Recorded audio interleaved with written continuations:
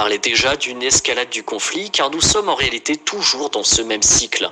Aujourd'hui, on va analyser cela dans un contexte bien plus grand que celui de la ligne de front. Sans attendre, c'est parti.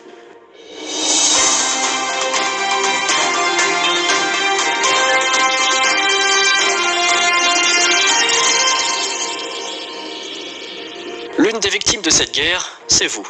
Actuellement, nous sommes davantage dans une guerre de communication politique, plus qu'une guerre au sens propre du terme. C'est d'ailleurs assez risible de voir les adeptes des War Studies, le bon terme en français c'est la polémologie, ces médias, ces journalistes, ces influenceurs qui prétendent penser des scénarios d'invasion.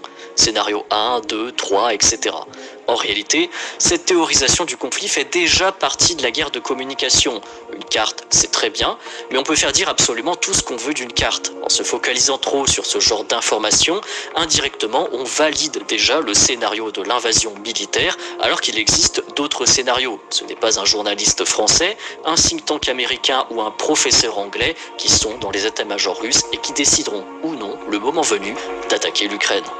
Le but de la communication politique est en fait une formule plus noble que de dire propagande, et je le dis sans valeur de jugement. Ceux qui nous suivent depuis longtemps savent que nous considérons la géopolitique comme un ensemble d'intérêts au-delà de l'émotion et que nous ne prenons pas notre public pour des enfants. Depuis mai 2021, la communication politique en Occident est concentrée sur la potentielle offensive russe en Ukraine. Il n'y a rien eu. Après les grandes vacances, il y a eu la rentrée politique. La communication politique a de nouveau parlé de l'offensive russe, prévue cette fois pour décembre, puis reportée à janvier, puis reportée à février. Du côté russe, les exercices militaires et la pression engrangée sur l'Ukraine se poursuivaient, mais l'invasion, elle, n'était toujours pas là. Ce qu'il faut comprendre dans la géopolitique, c'est qu'il y a ceux qui font la géopolitique, qui influencent les espaces géographiques, c'est-à-dire ni vous, ni moi, ni les experts, ni les généraux 12 étoiles sur Twitter, et il y a ceux qui sont les pions, pour ne pas dire les victimes, qu'on gave d'informations en tout genre, qu'on convainc de grands principes moraux, et qu'accessoirement on enverra au casse-pipe leur venue. Le grand défi dans nos sociétés actuelles, c'est de nouer la facilité d'accès à l'information qui inonde notre quotidien et de prendre le recul nécessaire sur les événements. Et c'est là, normalement, le rôle des médias, et par ruissellement, le rôle de tout ce qui est relié à une audience, comme nous, à Terra Bellum. On exprime très peu notre opinion sur cette chaîne, mais je suis pour la démocratisation des informations et des connaissances, l'objectif n'étant pas d'infantiliser et de rallier le public à une cause, mais de le faire penser en homme libre, qui ensuite se fera sa propre opinion sur le monde qui nous entoure. Aujourd'hui, la situation, je pense que ceux qui nous suivent sur cette chaîne la connaissent tous. On peut avoir plusieurs avis sur la question, il y a des débats connexes au niveau du droit international, de la géopolitique, des ambitions russes, mais aussi de l'expansion de l'OTAN, des intérêts américains, des intérêts de l'Union européenne. Il est toujours bon de le rappeler que ce qui fait fonctionner le monde et l'histoire, ce sont des intérêts connexes et divergents. Ce n'est pas un tabou de dire que les États-Unis veulent conserver une mainmise sur l'Europe, que l'OTAN s'est étendue jusqu'aux portes de la Russie, et qu'en face, la Russie répond à d'autres problématiques comme celle de faire reculer l'OTAN ou de regagner une influence sur ses territoires perdus et stratégiques, comme par exemple pour la mer Noire. Il ne faut pas tomber dans ce discours de l'émotion, peu importe le camp politique, car la communication politique joue continuellement avec l'opinion publique, c'est-à-dire que l'on vous parle aujourd'hui de Russie et d'Ukraine, mais vous pouvez appliquer cela à n'importe quelle autre thématique. L'Ukraine, victime des puissances. L'Ukraine est au milieu d'un jeu géopolitique bien plus grand. La Russie maintient sa pression, mais devrait s'abstenir d'une intervention militaire contre-productive dans le cadre des négociations. Le but est en fait d'obtenir des compromis, principalement au niveau des sanctions économiques, mais aussi de l'OTAN. La priorité pour la Russie est avant tout de former une zone tampon d'État neutre ou acquis à la cause russe sur ses frontières ouest.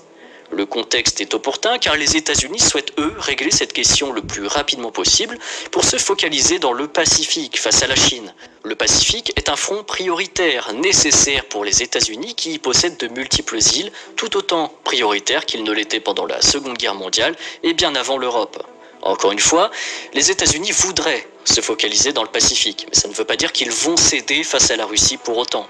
La position qu'ils ont acquise depuis 1991 leur est très favorable. L'Ukraine est un excellent moyen pour maintenir en place les États-Unis en Europe. Face à la Russie, c'est aussi un vecteur fédérateur pour l'OTAN. En maintenant la pression en Europe, les États-Unis peuvent continuer d'asphyxier la Russie économiquement en espérant par exemple in fine une révolution de couleur à Moscou, une lassitude du pouvoir ou un quelconque revirement de situation. Il faut gagner du temps. Mais la Russie est aussi dans une guerre d'usure. Elle est parfaitement au courant du dilemme américain en cours. Elle s'est même d'ailleurs alliée avec la Chine et compte bien maintenir sa pression sur l'Ukraine. Chine et Russie sont d'ailleurs des pays endurants, structurés pour une politique sur le long terme, qui ont des objectifs géopolitiques historiques clairs. Pour comprendre la stratégie des États-Unis depuis la guerre froide et en tant qu'hyperpuissance, il faut observer la pensée de l'anglais Mackinder et surtout de l'américain Spykman, qui l'a perfectionné. Le tout ayant ensuite été repris par Brzezinski dans son livre Le Grand Échiquier. Tous ces penseurs de la géopolitique ont développé une vision géopolitique anglo-saxonne pour découper le monde et y définir les zones à contrôler, dans l'objectif de s'assurer un contrôle global. Pendant la guerre froide, cela a permis d'endiguer le bloc soviétique. Aujourd'hui, il permet de maintenir le statut d'hyperpuissance anglo-saxonne. Si l'on regarde le Rhineland, la bordure vitale à contrôler pour dominer le globe, on constate 4 points ou zones principales. Tout d'abord, nous avons l'Europe occidentale, considérée comme acquise par les États-Unis, que ce soit par l'OTAN, l'Union européenne, l'atlantisme, qui a une pensée stratégique, mais pas une pensée de civilisation. Nous avons ensuite le Moyen-Orient, constamment déstabilisé, mais dont les principaux points stratégiques sont acquis aux États-Unis. La Turquie est dans l'OTAN, la Syrie et l'Iran sont considérés comme des rock states, sous pression, Israël, la péninsule arabique sont aussi sous contrôle. Après, le Moyen-Orient est aussi une terre d'islam, beaucoup plus complexe à modeler par exemple que l'Europe, et beaucoup moins idéaliste. Et c'est d'ailleurs la première zone que les États-Unis ont abandonnée pour se focaliser dans le Pacifique. Nous avons ensuite l'Inde, qui est une puissance majeure, rivale de la Chine, mais relativement neutre dans les affaires mondiales, car ils ne sont pas non plus dupes, et ils connaissent leur histoire. L'Inde, ou plutôt le Raj britannique, était le joyau de l'Empire britannique. Et enfin, nous avons l'Asie de l'Est et toute la façade pacifique, une zone sur laquelle les États-Unis vont travailler sur les années à venir, petit à petit, que ce soit le Vietnam, la Corée du Nord et la Chine. Toutes les cartes peuvent être interprétées d'une façon différente. Là, je vous parle du monde vu depuis la Maison Blanche. Mais les États-Unis sont pour le moment l'hyperpuissance mondiale et font le monde. Dans cet ensemble, vous y ajoutez bien sûr des intérêts connexes, les puissances intermédiaires qui agissent aussi, et on en parle d'ailleurs très souvent sur cette chaîne. Warning. The dental industry is trying to take this video down as they do not want you to know the secret. Are you or someone in your family currently suffering from bleeding toothaches, deteriorating gum? Vous y ajoutez bien sûr des intérêts connexes, les puissances intermédiaires qui agissent aussi, et on en parle d'ailleurs très souvent sur cette chaîne. Mais revenons en Europe, qui est la zone la plus stable et acquise à la cause anglo-saxonne. Vous avez compris dans la logique des penseurs qu'on a évoqué précédemment que les anglo-saxons doivent s'assurer le contrôle du Rhineland pour demeurer une hyperpuissance et contrôler le monde. Vous constaterez que le Heartland est aussi à peu de choses près la zone tampon que souhaiterait la Russie en Europe. Zone tampon qui intègre d'ailleurs l'Ukraine. Vous retournez la problématique en tant qu'Américain, et là, bien joué, vous avez l'Ukraine, et vous avez déjà un pied dans le Heartland, au plus proche de la Russie. Et là, je viens de vous expliquer les enjeux de conflit sans même évoquer, au niveau micro, ce qui se passe sur le terrain. C'est un raisonnement très froid du monde, puisqu'on abat les frontières, on abat les civilisations, on abat des siècles d'histoire, mais c'est comme ça que pensent les dirigeants, et particulièrement ceux qui font la politique américaine, et ça, il faut le comprendre. Et c'est pour ça que je vous ai dit que certains pays ou régions comme l'Europe occidentale ou encore Israël étaient des zones acquises pour les États-Unis. Mais dans ces mêmes régions, les dirigeants savent pertinemment ce qu'il en est de la réalité. Et c'est pour ça qu'on peut de temps à autre constater des sursauts de souverainisme ou de réelle politique nationale. Le moment où l'hyperpuissance américaine va céder du terrain laissera place aux puissances intermédiaires, et cela peut tout à fait arriver. Comme cela arrive en ce moment même au Moyen-Orient, avec l'émergence de la Turquie, l'émergence du dialogue diplomatique israélien, etc. L'équilibre du monde, la paix et la guerre. Pour faire bref, vous l'avez compris, en Europe, il faut à tout prix contenir, contrôler ou équilibrer les puissances. Et le pire scénario pour les États-Unis serait un scénario où les puissances continentales européennes renouent avec la Russie dans une entente cordiale. Alors ceci n'est pas une nouveauté historique. Les anglo-saxons ne souhaitent pas avoir affaire à une puissance dominante continentale. L'Europe napoléonienne, l'Europe hitlérienne, ce sont là deux empires qui ont été combattus par les anglo-saxons, davantage pour des intérêts géopolitiques plus que pour des considérations humanitaires. Il en était de même en Asie lors de l'expansion de l'empire japonais. Dans cet objectif anglais puis américain dans l'histoire d'équilibrer les forces entre les pays, la France n'a d'ailleurs jamais été véritablement considérée comme une puissance. Après la défaite de Napoléon, puis la défaite de 1940, en réalité le grand dilemme des Britanniques, à compter de la moitié du 19e siècle, c'est d'éviter à tout prix une alliance entre l'Allemagne et la Russie. Et parlons de la Russie.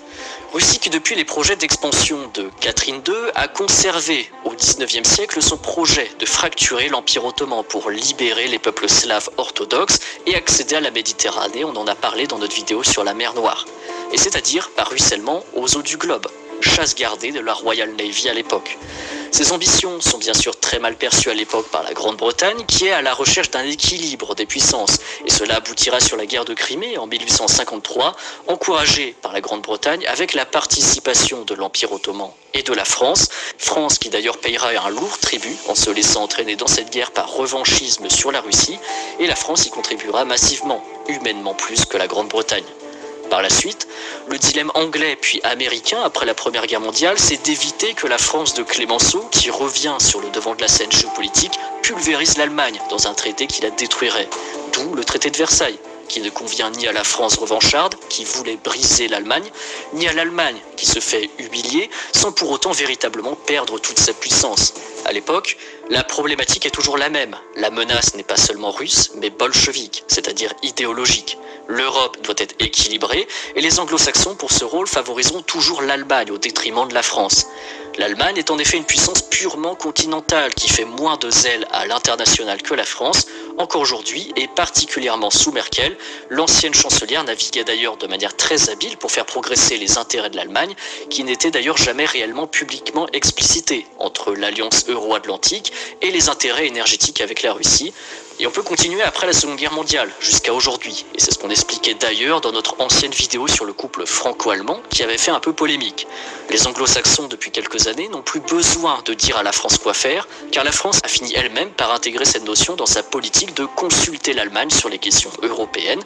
Et l'Allemagne est un pays clé décisif, favorisé et surveillé de près par les anglo-saxons.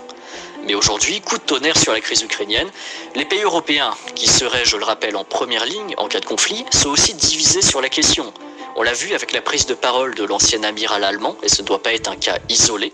L'Allemagne se montre d'ailleurs plus distante sur le dossier et prudente, car naturellement et historiquement, l'Allemagne doit tendre vers une alliance avec la Russie. C'est la base de la géopolitique bismarckienne et les fondements de la stratégie allemande. Sans même parler aujourd'hui des gazoducs Nord Stream 1 et Nord Stream 2, qui nouent un lien avec le bloc russe et le bloc allemand, mais aussi ouest-européen, et qui s'opposent totalement aux intérêts américains. Et d'ailleurs, petite mention spéciale à la visite très récente du Qatar aux États-Unis. On y retrouve des intérêts connexes. Les Américains aimeraient en effet que l'Europe substitue sa dépendance énergétique russe à une dépendance énergétique au profit du Qatar et des pays du Golfe notamment. Et en parlant d'Allemagne, c'est là que ça devient intéressant dans les rapports d'alliance. Car aux États-Unis, une tribune du Washington Post titrait il y a quelques semaines « L'Allemagne est devenue le maillon faible de la ligne de défense de l'OTAN ». On assiste à une sorte de German bashing, un peu comme quand la France avait refusé de s'aventurer en Irak aux côtés des Américains. Finalement, l'Allemagne en façade est revenue sur ses positions. L'amiral a démissionné et l'Allemagne cherche maintenant à se positionner sur une troisième voie avec le format Normandie qui est une sorte de statu quo sans plus. Mais il y a un piège dans tout ça qui nous concerne tous et particulièrement notre public, c'est que si l'Allemagne est réticente, alors les États-Unis ont leur deuxième carte en main. Et cette deuxième carte en main, c'est la première armée européenne, c'est-à-dire la France. Et comme pendant la guerre de Crimée au XIXe siècle, les anglo-saxons savent très bien jouer pour gonfler l'ego et la place de la France. La France est toujours à la recherche d'un destin dans le monde. L'esprit français est très idéaliste, il peut aisément être manipulé, et Emmanuel Macron aura en plus la présidence de l'Union européenne cette année. Et quant à l'opinion populaire en géopolitique pour soutenir les actions contre la Russie, un coup de communication politique bien placé, et elle vous sera déjà acquise, c'est chose extrêmement facile face à la Russie. Alors ce qu'il faut savoir, c'est que pour certains, j'hypothétise. Mais tout ce que je vous dis là, ce sont des éléments admis dans les états-majors, dans les instances politiques. Et l'Élysée, à mon avis, est parfaitement au courant. Donc peu importe la décision finale qui sera prise, ils le feront en parfaite connaissance de cause. Quand on parle de guerre sur le sol européen, il suffit de regarder dans l'histoire pour y voir les désastres et à qui cela a pu bénéficier. Quand on voit le bilan actuel de 2 guerres mondiales, je ne suis pas sûr que cela ait dans le temps pu bénéficier ni à la France ni à l'Allemagne, et je ne parle même pas d'autres puissances sur le sol européen qui ont aussi payé un lourd tribut en étant entraînées dans ces conflits. Sur la question ukrainienne, reste donc à voir la position finale de la France, de l'Allemagne, des puissances européennes. Vont-elles se laisser entraîner dans un conflit? Vont-elles au contraire essayer d'incarner une troisième voie en se positionnant entre tout le monde? Ce qui est intéressant de constater, c'est que les États européens n'ont pas été confiés au dialogue en cours qui se déroule entre les États-Unis et la Russie. La raison est simple, comme je l'ai énoncé en présentant le Rimland, pour la Russie, le bloc européen répondra au doigt et à l'œil des États-Unis, et pour les États-Unis, le bloc européen est déjà totalement acquis à leur cause.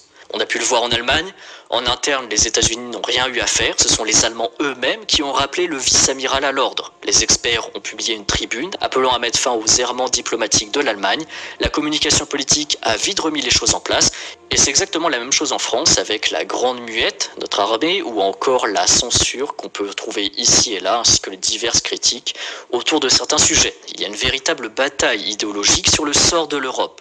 Constamment. Et par exemple, sur cette simple vidéo que j'enregistre, Terra Bellum peut aussi très bien être attaqué. Mais je vous rappelle que s'il y a une guerre sur le sol européen, c'est le continent qui va prendre sur lui. Pas les États-Unis, qui sont situés à 7500 km de Kiev et qui défendent des intérêts stratégiques. En cas de conflit ouvert, l'Europe sera en ruine bien avant que des missiles ne touchent la côte américaine. Mais revenons dans les faits actuels. Cette situation, c'est bien sûr du pain béni pour l'OTAN. L'Alliance gagne en légitimité et en utilité grâce à cette situation en Ukraine et son rôle de catalyseur face à la Russie.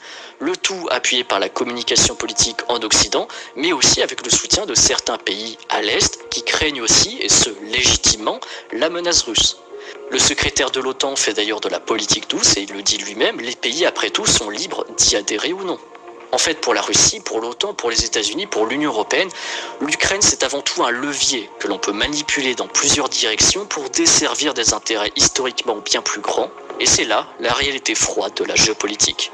Merci à tous d'avoir regardé cette vidéo.